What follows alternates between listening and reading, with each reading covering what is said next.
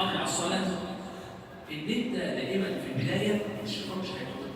يعني انت خلاص قررت ووعدت الله عز وجل ان انا لو اصلي الشيطان مش هيتفرج عليك بقى، الشيطان مش عايز تصلي. فاول ما يسمع الاذان بيقول الله اكبر مش هيقول لك ايه طب استنى بس اما نخلص كذا، طب استنى عم تعمل كذا، استنى كذا، استنى كذا، وبقى يعدي حتى تلاقي نفسك ما تصليش.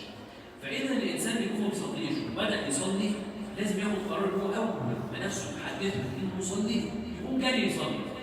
لانه لو وصل 5 دقائق خلاص الشيطان هيكون تغلب عليه. يعني هو عنده فتره 5 دقائق قدر يتغلب على الشيطان ومنح ال5 دقائق تصلي فيهم قبل ما الشيطان يرجع ينقلب عليك ويتغلب عليك ويخليك تبطل صلاه. يبقى تاخد عهد على نفسك اول ما اسمع المؤذن يقول الله اكبر جري اقوم اصلي. اقوم اصلي على طول. ليه؟ لان انا مش ضامن نفسي، انا عارف نفسي، انا مش محافظ على الصلاه، انا مش هكذب على نفسي، انا عارف نفسي وعارف حدود نفسي وعارف ذنوبي وعارف المعاصي اللي انا برتكبها. يبقى اعود نفسي اول ما المؤذن يقول الله اكبر جري استريح واقوم اصلي. هيقول لك طب الفرش ومش الفرش ومش عارف ايه، يا سيدي معلش مع احترامي الكلام لحضرتك لو انت واقف على الفرش وجالك اسهال هتعمل ايه؟ هتسيب الفرش وتطلع جري على الحمام. اشمعنى هنا بتطلع جري على الحمام وهنا تقول لا ما ينفعش تسيب الفرش؟ يبقى انت لو عايز تسيبه هتسيبه. لو ليك مزاج تسيبه انت هتسيبه وانت عارف.